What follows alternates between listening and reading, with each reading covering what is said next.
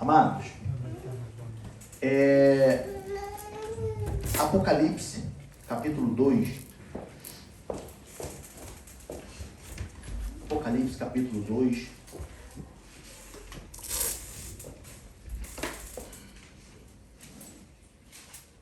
Do primeiro versículo até o versículo 5. Apocalipse 2, do 1 ao 5, diz assim: Escreve ao anjo da igreja que está em Éfeso: Isto diz aquele que tem na sua destra as 7 estrelas, que anda no meio das 7 castiçais de ouro. Eu sei as tuas obras, e o teu trabalho, e a tua paciência, e que não podes sofrer os maus, e puseste à prova os que dizem ser apóstolos, e não são, e tu os achaste mentirosos. E sofreste, e tens paciência, e trabalhaste pelo meu nome, e não te cansaste. Tenho, porém, contra ti, que deixaste a tua primeira caridade, ou o teu primeiro amor. Lembra-te, pois, de onde caíste, e arrepende-te, e pratica as primeiras obras. Quando não, brevemente a te virei, e tirarei do seu lugar o seu castiçal, se não te arrependeres. Amém? Amados, primeira carta à igreja de Éfeso. Jesus Cristo pega, como ele diz, o anjo da igreja, o pastor da igreja, o presbítero da igreja, aquele que estava de frente na igreja, e começa a falar com ele. Quando nós olhamos para a igreja de Éfeso, nós sabemos que a igreja de Éfeso podemos considerar que é como se fosse um dos picos mais elevados de revelação bíblica, uma igreja que seguia fielmente a doutrina, uma igreja que o apóstolo Paulo, ele ensinou, ele doutrinou, e era uma igreja que não tinha de que se envergonhar. Se nós formos ler lá em Efésios, nós vamos ver que Paulo, preso, ele escreve a eles, mas com alegria. Ele escreve aos Efésios pedindo para que eles permanecessem nessa lealdade, nessa fidelidade. É uma carta do apóstolo Paulo que, diferente da de Corinto, por exemplo, não foi feita debaixo de um árduo de desobediência, não foi lapidado numa bigorna por causa de desobediência. Paulo, ele escreve aos Efésios com a alegria no coração, com a preocupação de que eles se mantivessem daquela forma, combatendo todo o mal, combatendo os falsos apóstolos, os falsos ensinadores, permanecendo-se fiel a Deus. Quando nós lemos lá em Efésios capítulo 1, versículo 15, 16 e 17, ele diz: pelo que, ouvindo eu também a fé que entre vós há no Senhor Jesus, e o vosso amor para com todos os santos, não cesso de dar graças a Deus por vós, lembrando-me de vós nas minhas orações, para que o Deus do nosso Senhor Jesus Cristo, o Pai da glória, vos dê em seu conhecimento o espírito de sabedoria e de revelação. Quando nós voltamos para o nosso texto base, nós vemos que Jesus, ele fala ao anjo da igreja, ele fala a Éfeso, a igreja de Éfeso: eu sei as tuas obras, e o teu trabalho, e a tua paciência, e que não podes sofrer os maus, e puseste à prova os que dizem ser apóstolos, e o não são, e tu os achaste mentirosos. E sofreste e tens paciência, e trabalhaste pelo meu nome, e não te cansaste. Nós vemos aqui características de que a igreja de Éfeso era uma igreja forte, uma igreja que combatia o mal, uma igreja que não se deixava levar por vãs doutrinas. Só que em algum momento eles caíram. Em algum momento da história eles caíram. E Jesus ele fala: tenho, porém, contra ti que deixaste o teu primeiro amor. Ele continua dizendo: lembra-te, pois, de onde caíste e arrepende-te e pratique as primeiras obras. É comum a gente ver mensagem falando dessa passagem, dizendo do primeiro amor, como se fosse os novos convertidos. Quando você se converteu, eu acredito que aqui todos passaram por essa experiência, de que quando você se converte verdadeiramente, o seu coração arde, você não consegue conter as suas lágrimas. Quando no dia seguinte você ainda está lembrando do dia anterior, você quer estar presente na casa de Deus, você quer falar, você quer cantar, você quer fazer alguma coisa. E normalmente a gente vê pregações falando desse primeiro amor. Desse primeiro amor. Mas aqui me fez meditar, não nessa parte do primeiro amor como quando éramos nécios, mas daquele amor que era o amor motivador para combater todo o mal. Aquele amor que me motivava, que me proporcionava estar sendo fiel todos os dias. A igreja de Éfeso tinha muitas obras. A igreja de Éfeso não era qualquer igreja. Ela fazia muitos trabalhos. Ela tinha muitas coisas. Ela tinha uma boa doutrina. Um bom ensinamento. Eles combatiam os falsos ensinadores. Eram sérios. Só que aquela área, aquela região de Éfeso era também uma região pagã. Uma região onde tinha muita idolatria. E quando a gente vai olhar para a história, nos leva a entender que a igreja de Éfeso, ela deixou aquele primeiro amor, ou seja, aquele motivo de ação, aquele motivo que fazia com que eles agissem dessa forma, se acabar e se tornaram simplesmente religiosos, apontando para todos que era pecador, que aquilo não se fazia, mas sem o principal motivo para fazer aquilo.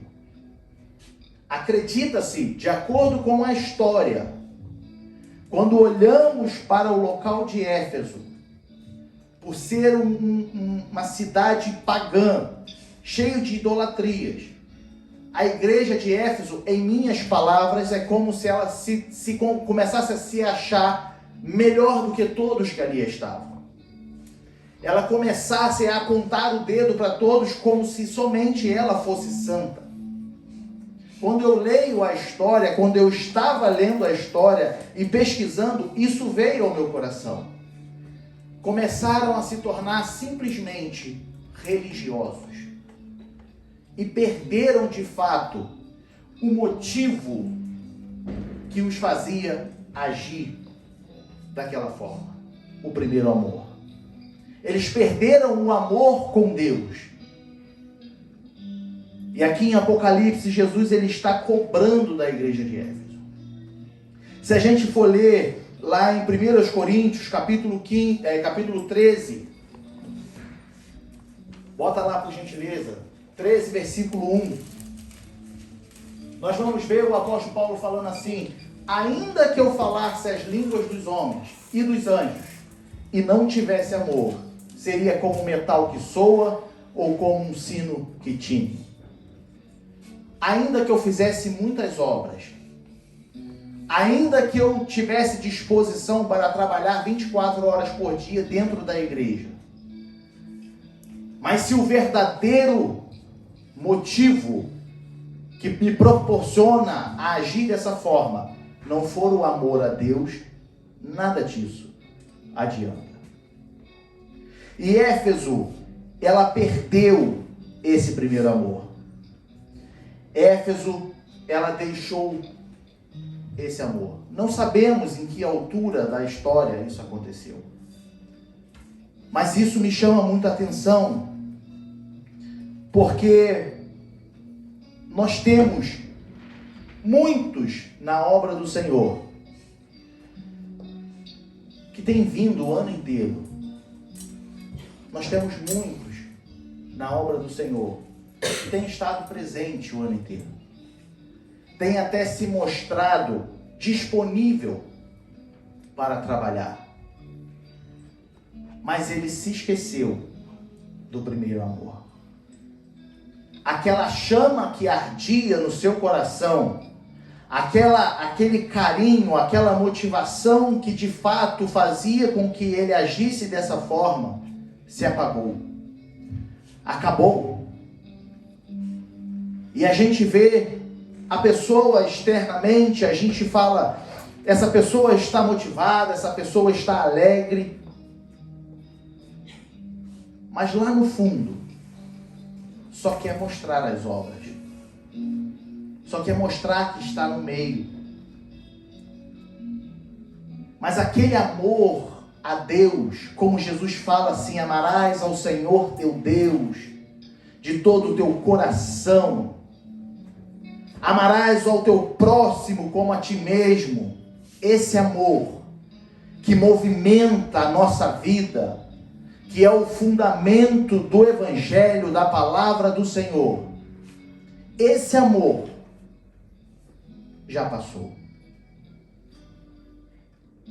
Há muitos irmãos que estão como a figueira de Marcos capítulo 11. Quando Jesus passa pela figueira, Jesus vê uma figueira cheia de folhas, bonita, vistosa aos olhos. E a Bíblia vem nos dizer que quando Jesus chega nessa figueira, ela não tem fruto. E Jesus amaldiçoou essa figueira. E os seus discípulos viram tudo isso. E a figueira seca. E a gente pergunta, por que Jesus simplesmente amaldiçoaria uma figueira? Por que simplesmente ele olharia, procuraria um fruto e amaldiçoaria essa figueira? Será que Jesus estava tão nervoso esse dia? Estava com tanta raiva nesse dia para amaldiçoar uma figueira? Quem conhece aqui um pé de figueira, uma figueira, sabe que a figueira é uma das, ou a única, que primeiro dá o fruto e depois dá as folhas. A figueira, ela primeiro dá o fruto. E quando o fruto nasce e fica ali vistoso, que vem as folhas. Quando Jesus olha para a figueira, cheio de folha, a lógica seria, está cheio de fruto. Só que quando ele chega, só tem folha. Tem muito crente que está como a figueira. Você olha para ele, ele carrega a Bíblia, ele se diz ser cristão, ele vem à igreja. Mas nele não há fruto nenhum. Mas nele não se encontra nada que possa matar a sua fome espiritual. Como a igreja de Éfeso. Caíste. Era uma igreja que ainda tinha obras. A figueira estava cheia de folha. Mas era uma igreja que não tinha o amor mais. É como a figueira que não tem fruto.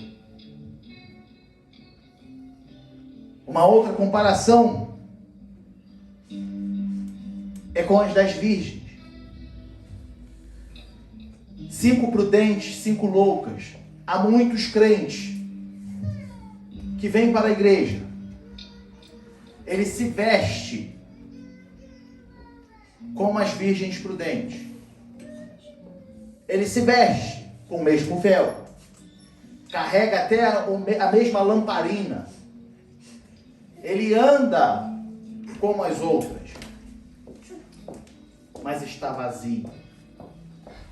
Sabe o que isso quer dizer? Já não se importa mais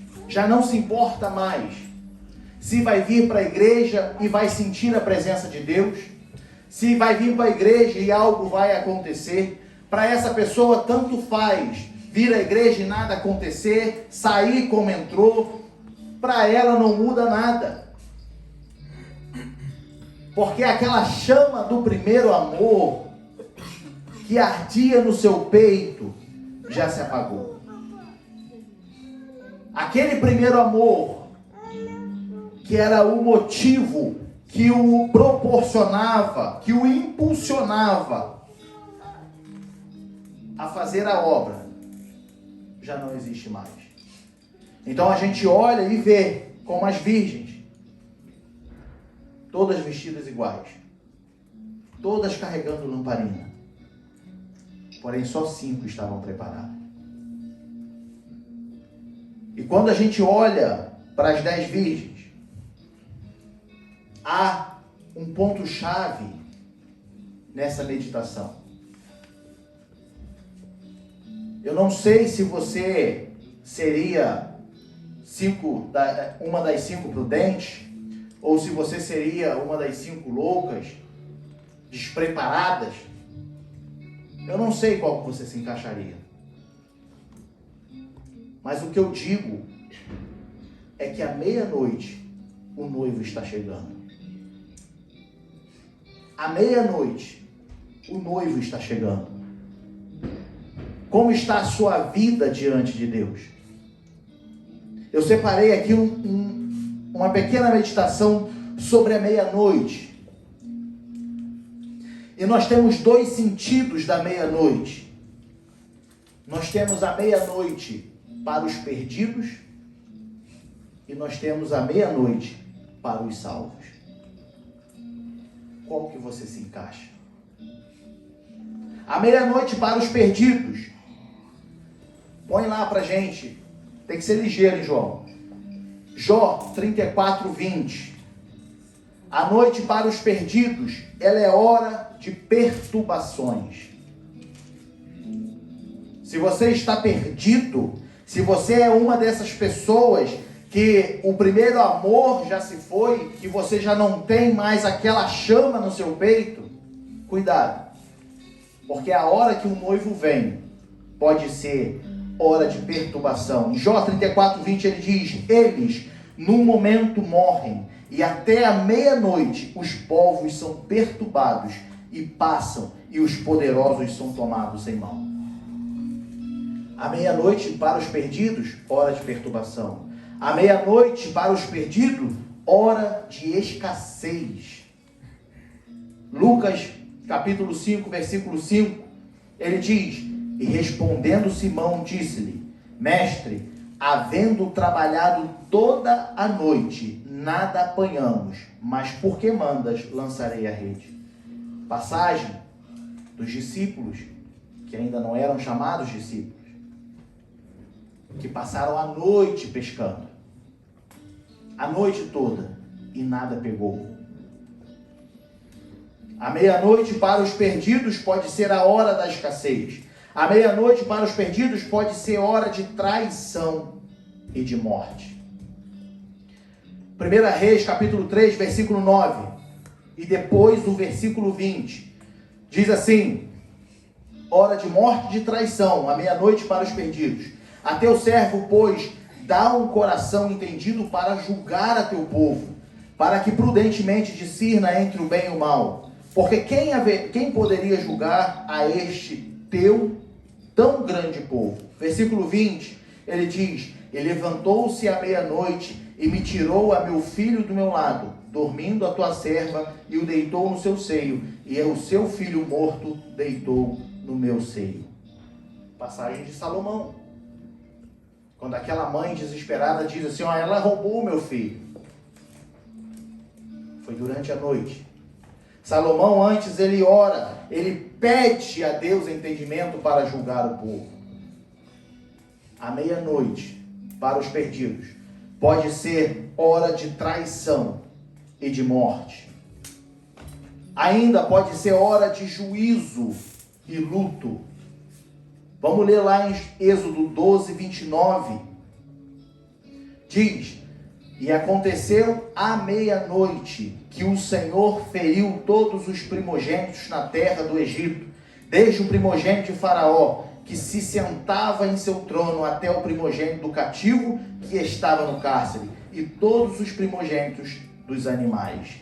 Hora de juízo e luto. À meia-noite, para os perdidos,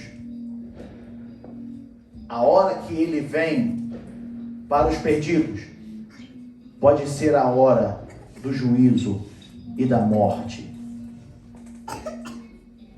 Agora, se você é salvo em Cristo Jesus, se você nessa noite, aqui, nesse dia tão abençoado que o Senhor nos concedeu, você diz, eu sou salvo, eu ainda tenho o amor no meu coração, o amor a Deus, o amor ao próximo. À meia-noite para os salvos, é hora de louvar a Deus. Salmos 119, 62, diz, à meia-noite me levantarei para te louvar pelos teus justos juízos. À meia-noite para os salvos pode ser hora de pregar o Evangelho. Veja bem, Atos dos Apóstolos 20, capítulo 20, versículo 7, diz, no primeiro dia da semana, ajuntando-se os discípulos para partir o pão, Paulo, que havia de partir no dia seguinte, falava com eles e alargou a prática até a meia-noite. Nós estamos aqui 20 minutos para a meia-noite, adorando ao nome do nosso Deus. À meia-noite para os salvos é hora de alegria, é hora que o noivo vem. À meia-noite para os salvos é hora de esperança. Atos dos Apóstolos, capítulo 27, versículo 27. Quando chegou a 14ª noite, sendo impelidos de uma outra banda no mar Adriático, lá pela meia-noite, suspeitaram os marinheiros que estavam próximos de alguma terra. Essa passagem aqui é de quando o apóstolo Paulo, ele naufraga e ainda é picado por uma serpente quando chega à ilha. Mas à meia-noite, para os salvos, é hora de esperança. Você está no meio de uma tempestade, mas já está avistando a terra firme logo ali na frente, porque o Senhor é contigo. Nós temos a hora da meia-noite, hora de estar aos pés de Cristo. Nós temos a passagem de Ruth, capítulo 3, versículo 8, quando ela se deita aos pés de Boaz, e ela diz, e sucedeu que pela meia-noite o homem estremeceu e se voltou, e eis que uma mulher jazia a seus pés. À meia-noite é hora de estar aos pés de Cristo. E por último, à meia-noite é hora de orar. Em Atos dos Apóstolos, capítulo 16, versículo 25, perto da meia-noite, Paulo e Silas oravam e cantavam hinos a Deus, e os outros presos os escutavam.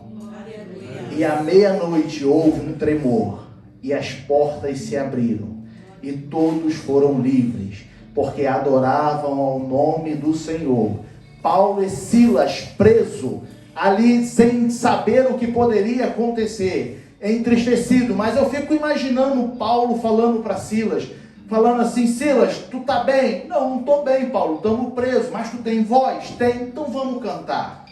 Tu tem voz, Silas? Tem, então vamos cantar. Ó, eu vou orando e tu vai cantando. E a Bíblia diz que eles louvavam ao Senhor, e perto da meia-noite um grande terremoto aconteceu, e as prisões se abriram. E hoje pode esse primeiro amor que talvez tenha saído da sua vida voltar e você virar essa noite, começar um novo ano cheio da presença de Deus, lembrando das suas primeiras obras, lembrando do seu primeiro amor, sabendo que as obras são vazias se não estiver o amor a Deus no seu coração. Mas a essa noite pode ser o dia que o Senhor vai te renovar.